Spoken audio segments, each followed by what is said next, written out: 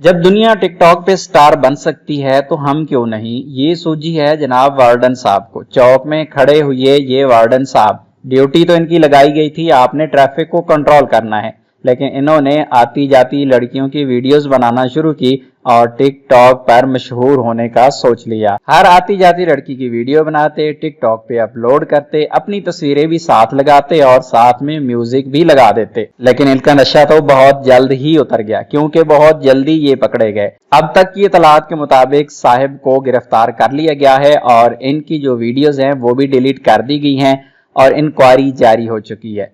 साहिब के हाथ अगर लंबे हुए तो यकीनन कानून से भी बच निकलेंगे और कहीं ट्रांसफर करवा लेंगे।